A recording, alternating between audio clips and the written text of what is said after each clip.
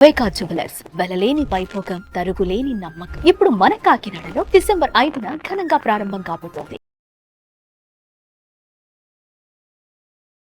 నమస్తే, welcome to Suman TV. నేను మీ Suman TV Usha.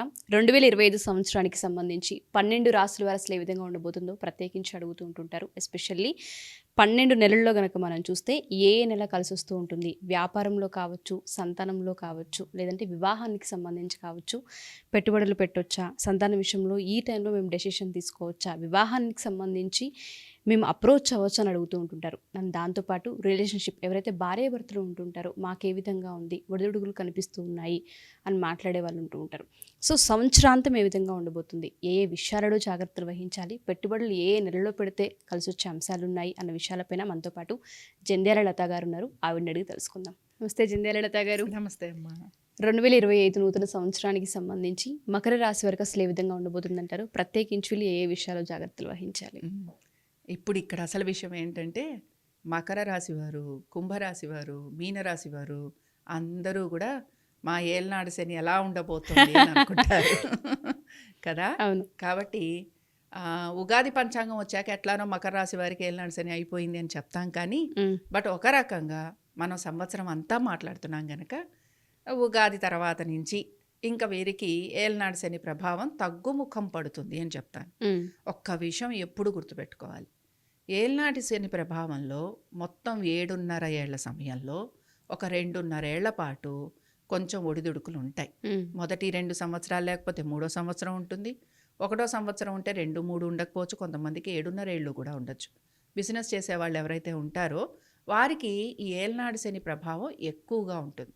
Government ఉద్యోగులు ఎవరైతే ఉంటారో వారికి, ఇలాగ కొన్ని వృత్తుల్లో ఉన్న వాళ్ళకి అధిక శాతం కనపడుతూ ఉంటుంది. ఓకే.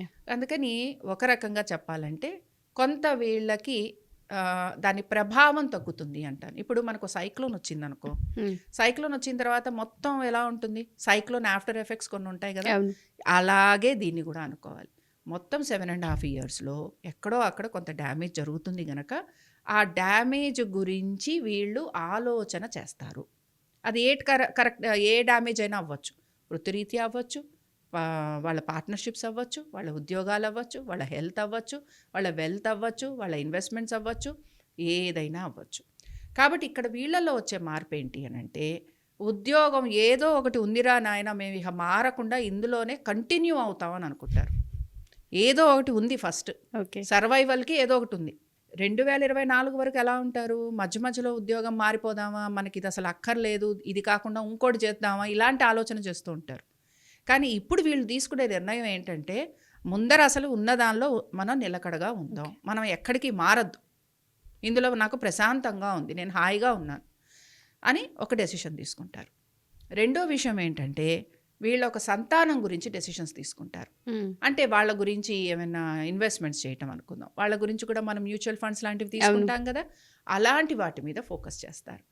అంటే పిల్లల చదువుల గురించి, వాళ్ళ ఒక అభివృద్ధి గురించి ఫోకస్ చేయటం అనేది కనపడుతూ ఉంటుంది. ఓకే. కాబట్టి మెయిన్గా ఉద్యోగస్తుల విషయం చెప్పుకున్నాం, సంతానం గురించి చెప్పుకున్నాం. ఇంక ఇక్కడ వీళ్ళ ఆలోచన ఏ విధంగా ఉంటుందంటే, రిలేషన్షిప్ ఏదైతే ఉందో, అంటే ఇప్పుడు ఈ సంవత్సరంలో పెళ్లి చేసుకున్న వాళ్ళు ఎవరైతే ఉంటారో వీళ్ళు విశ్వ ప్రయత్నం చేస్తూ ఉంటారనమాట ఆ సంబంధాన్ని కాపాడుకోవడానికి. అందుకని ఏమనుకుంటారు, ఉన్న ఉద్యోగం చేస్తున్నాం చాలే అనుకుంటారు. మ్యాటర్ అర్థమైంది అంటే కాన్సన్ట్రేషన్ అంతా కూడా ప్రొఫెషనల్ లైఫ్ నుంచి పర్సనల్ లైఫ్కి కన్వర్ట్ అవుతుంది. సో పర్సనల్ లైఫ్ మీద ఎక్కువ ఫోకస్ ఉంటుంది కనుక ప్రొఫెషనల్ లైఫ్ని ఏదో రకంగా మనం లీడ్ చేసేద్దాము అన్న ఆలోచన కలుగుతూ ఉంటుంది. కాబట్టి ప్రొఫెషనల్ కంటే కూడా పర్సనల్ లైఫ్ మీద ఎక్కువ ఫోకస్ ఉంటుంది. సో పర్సనల్గా ఎక్కువ ఫోకస్ ఉంటుంది కనుక హెల్త్ మీద ఎక్కువ జాగ్రత్తలు తీసుకుంటూ ఉంటారు. ఎక్సర్సైజ్ చేయటం కానీ, లేకపోతే వాళ్ళకి ఏదైనా మెడికేషన్ కొంచెం ఎక్స్ట్రాగా మనం అప్పుడప్పుడు ఇమ్యూనిటీ బూస్టర్స్ వాడతాం కదా, ఒక బి కాంప్లెక్స్ అనో, ఒక వైటమిన్స్ అనో, ఇలాంటివి వాడటము, ఇలాంటివి చేస్తూ ఉంటారు. వీళ్ళు ఇలాంటివి వాడాల్సిన పరిస్థితులు కూడా వీళ్ళకు ఉంటాయి. సో ఒకటి ఎక్సర్సైజ్ మీద ఫోకస్ చేస్తారు, రెండోది ఏంటి అంటే ఇమ్యూనిటీ బూస్టర్స్ లాంటివి వాడతారు, మూడోది ఏంటి అని అంటే రిలేషన్షిప్ మీద ఎక్కువగా ఫోకస్ చేస్తారు, నాలుగోది ఏంటి అని అంటే వాళ్ళ రిలేషన్షిప్స్ మీద, వాళ్ళ అన్నదమ్ముల మీద, వాళ్ళ సిబ్లింగ్స్ మీద, వాళ్ళ ఒక ఫ్యామిలీ మీద, వీటి మీద ఎక్కువగా ఫోకస్ చేస్తూ ఉంటారు. సో ప్రొఫెషనల్ లైఫ్ నుంచి పర్సనల్ లైఫ్ మీద ఫోకస్ అనేది ఎక్కువ వెళ్తూ కనపడుతుంది. సో మానిటరీ వైజ్ ఎలా ఉంటుంది, ఆర్థికంగా వీళ్ళకి ఎలా ఉంటుంది అని చూస్తే ఆర్థికంగా వీళ్ళు ఉన్న దానిలోనే ముందుకు వెళ్ళేందుకే ప్రయత్నం చేస్తారు. కొత్తగా చేంజెస్ తీసుకొచ్చే ప్రయత్నం అంటూ ఏమీ చేయరు. ఓకే. సో ఓవరాల్గా ఏలినాటి శని ప్రభావం అయితే తగ్గే అవకాశం కనిపిస్తుంది. ఎప్పుడూ కూడా ఇలానే గుర్తుపెట్టుకోవాలి, ఏలినాటి శని అవి వెళ్ళిపోయింది అంటే ఇమ్మీడియట్గా పాజిటివ్ రిజల్ట్స్ రావు. ఎందుకంటే డ్యామేజ్ ఆల్రెడీ జరిగింది కనుక డ్యామేజ్ నుంచి రీకూప్ అవ్వడానికి టైం పడుతుంది. ఓకే. అది గమనించుకోవాలి. Thank you ma'am. Thank you so much. నమస్తే.